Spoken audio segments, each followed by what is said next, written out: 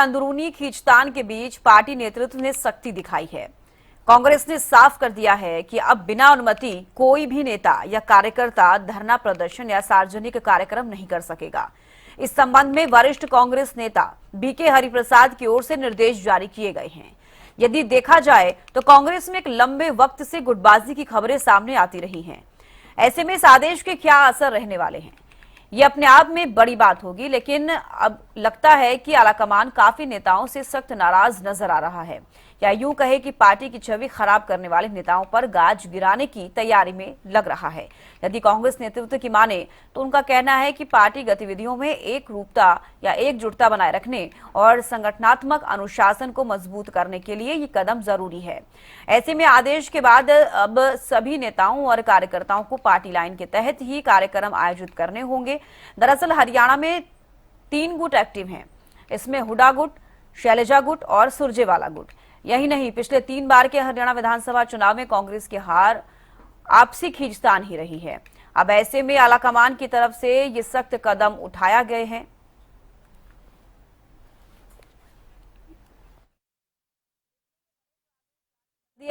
अब इसका क्या मतलब निकाला जाए? क्या वाकई जो खबरें सामने आती हैं कांग्रेस के अंदर गुटबाजी की, हरियाणा कांग्रेस में लगातार गुटबाजी है, क्या वाकई गुटबाजी है जिसके बाद से इस तरीके के बड़े आदेश अब जारी करने पड़ गए?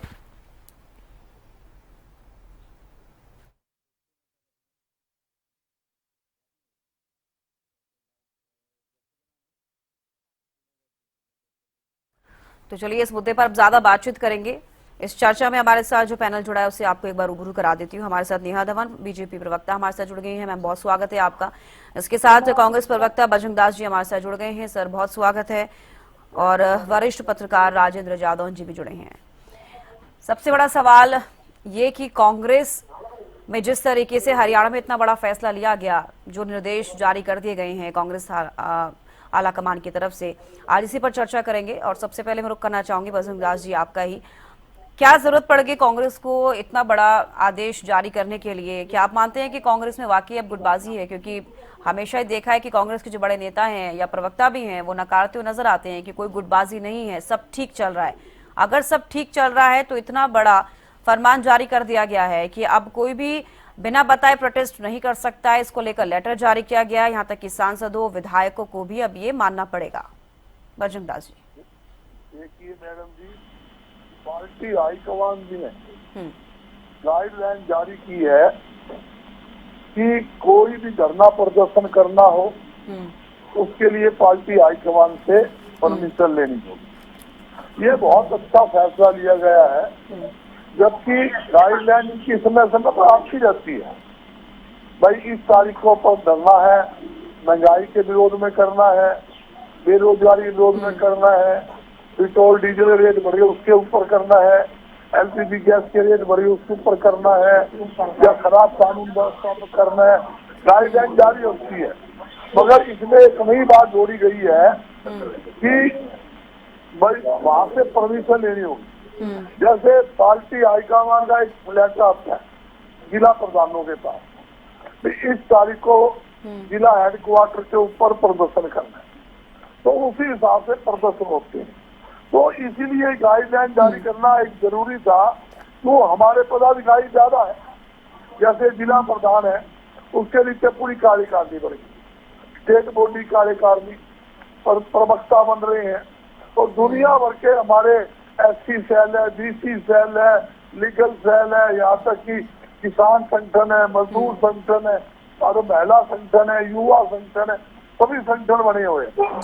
कंफ्यूजन गैप ना रहे, जिसने भी करना है करे, युवा करे, महिला करे, कर्मचारी संगठन करे, या मजदूर संगठन करे, या और संगठन करे, तो उसमें क्या है कि एक ही दिन में 3-3 प्रदर्शन हो जाते हैं।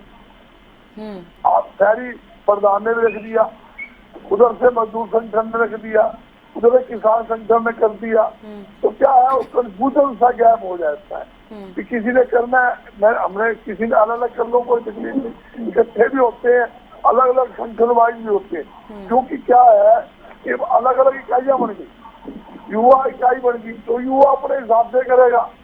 तो नीट का पेपर लीक हो गया, हरियाणा में पेपर लीक हो गए, नौकरी बिक गई, तो उसको ऊपर युवा संगठन करता है, हमारे स्टूडेंट एसोसिएशन है वो भी करती है।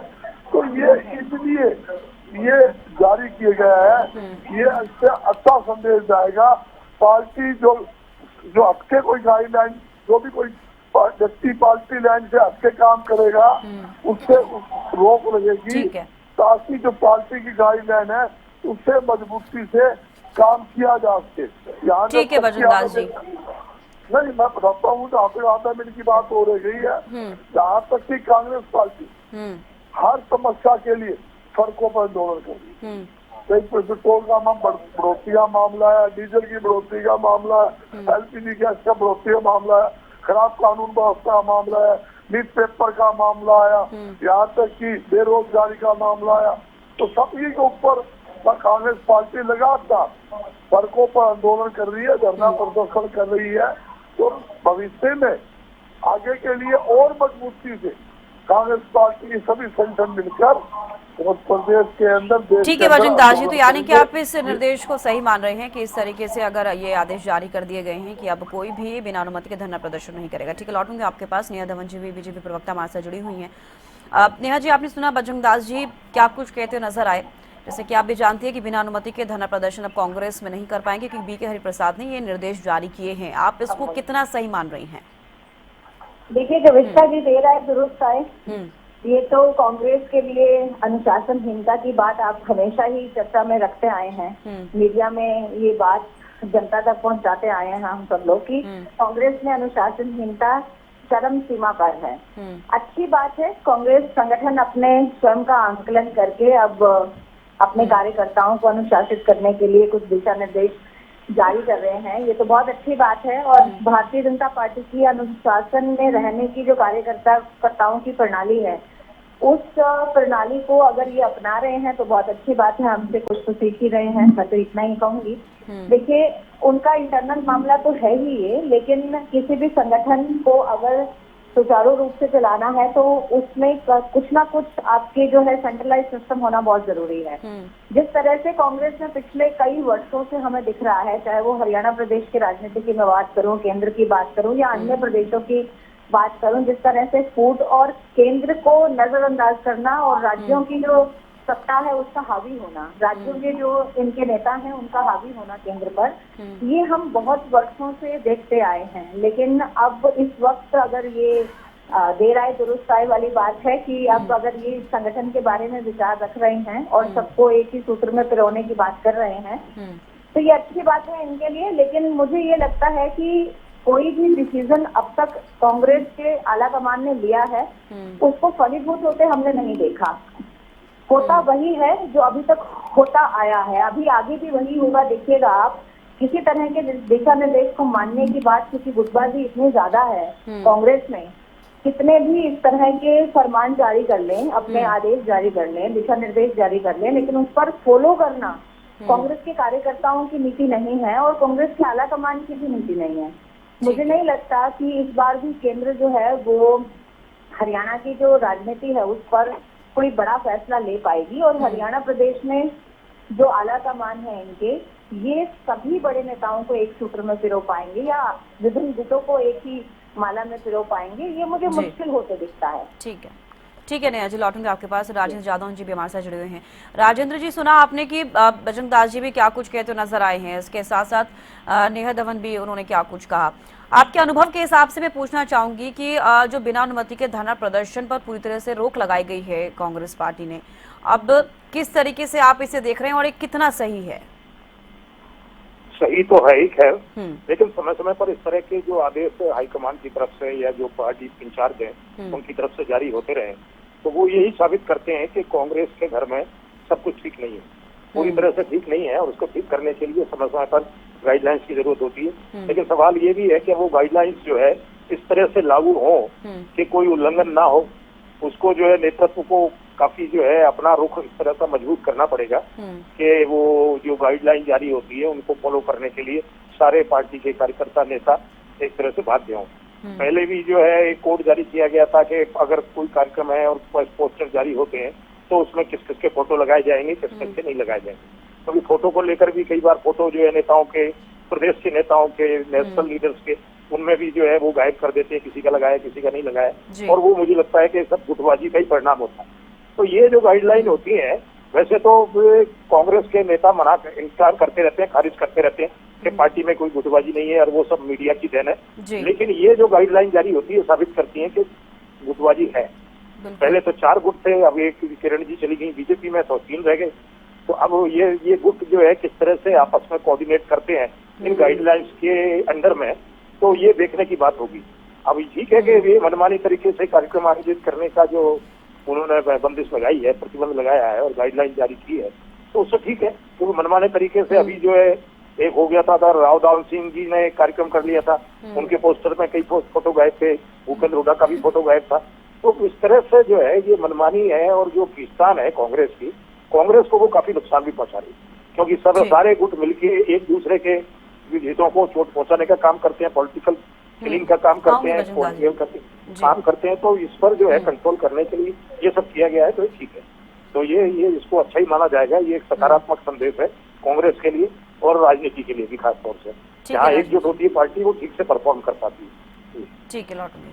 अब बजरंग दास जी, आपने सुना राजेंद्र जी भी क्या कुछ कहते नजर आए, और वाकई अब जिस तरीके से निर्देश दिए गए हैं, जो आदेश जारी कर दिए गए हैं, कहीं ना कहीं ये कांग्रेस पार्टी के लिए फायदेमंद साबित होंगे अगर उसको फॉलो किया जाता है। क्योंकि एक बड़ा सवाल है कि गुटबाजी को देखते हुए, चाहे जब राहुल गांधी आते हैं हरियाणा में, या फिर जिस तरीके से हरियाणा के अंदर जो बड़े शीर्ष नेतृत्व हैं वो बड़े बड़े फैसले लेते हैं, लेकिन एक सबसे बड़ा सवाल हो जाता है कि उसको अगर फॉलो नहीं किया जा रहा है तो भी जस के तस आपके पार्टी में समस्या वैसी ही बनी रहेगी। क्या आपको लगता है कि आप इस आदेश के बाद से लोग इसको फॉलो करेंगे, चाहे वो सांसद हो, विधायक हो, कार्यकर्ता हो, और उसके बाद आपको यहाँ पर इस तरीके से बदलाव देखने को मिलेगा? देखिए, पहले भी एकजुटता के साथ काम चल रहा था, आगे और ज्यादा मजबूती ये आदेश जारी जो हमारे प्रभारी हरिप्रसाद जी ने किया है उससे और मजबूती मिलेगी। मैं समझाना चाहता हूँ इनमें सिस्टम क्या है जी। सिस्टम क्या है, जैसे ये मान लो अपने हल्के विधायक है, वो जनता की समस्या सुने रहा है, पब्लिक में जाएगा, वो बयान तो करेगा, वो अलग चीज है, वो बयानबाजी हटके है। वो मान लो पानी की समस्या है, वो उठाएगा अपने हल्के की, सड़क की समस्या है, शिक्षा की समस्या है, चिकित्सा की समस्या है, उठाएगा। जैसे गाइडलाइन किस बात की गाइडलाइन इस बात की है, भाई कोई महंगाई पर प्रदर्शन, महंगाई के प्रदर्शन के लिए गाइडलाइन आएगी भी इसके ऊपर बोलना है, ये समस्या है, इसके ऊपर अपनी बात रखनी है, इस तारीख को प्रदर्शन कर। तो जिसके आदेश नाम आएंगे वो प्रदर्शन करेगा। वैसे क्या सिस्टम क्या है, जितने भी प्रदर्शन हरियाणा में होते हैं, जिला के जो प्रधान है हमारे शहरी और ग्रामीण, उनके नेतृत्व के अंदर होते हैं, वो हो रहे हैं, और जितने पार्टी के नेता है वो उसमें शामिल होते हैं। इसमें क्या दिक्कत आती है, मेरे हल्के के अंदर विधायक की बात आती है, हल्के के अंदर विधायक है वो भी प्रदर्शन कर सकता है, मगर उसमें दिक्कत क्या है, जनरल तो प्रोग्राम करे, अगर मान लो उन्होंने उस दिन महंगाई पर प्रदर्शन करना है, बेरोजगारी पे करना है, खराब कानून, जो भी आदेश वहाँ पार्टी जाए तो वो कहे मैं मेरे हल्के में करूंगा, कर ले, कोई दिक्कत नहीं। मगर उसमें पार्टी के जो प्रदेशाध्यक्ष है, प्रभारी है, उनको फोन पे इतला करनी चाहिए, वो अच्छी बात है, ताकि एक जिला है, एक जिले में मान लो 7 विधानसभा है, कहीं 5 है, तो उसमें क्या अलग अलग 5 जगह अच्छी बात है, 5 जगह प्रदर्शन होगा, 5 जगह बात उठेगी। अब हल्के में मतलब ये दूर थोड़ी है, एक ही हेडक्वार्टर के ऊपर जिले के ऊपर प्रदर्शन करना है, और विधानसभा क्षेत्र पर नहीं हो सकता है, विधानसभा क्षेत्र में भी हो सकता है, ब्लॉक स्तर पर भी हो सकता है, और यहाँ तक कि जिला मुख्यालय भी हो सकता है। और जहाँ मेरी बहन ने कहा फूट की बात, फूट तो सबसे ज्यादा अगर किसी पार्टी में है वो भारतीय जनता पार्टी। एकता का पाठ पढ़ाने की जरूरत भारतीय जनता पार्टी के नेताओं को है।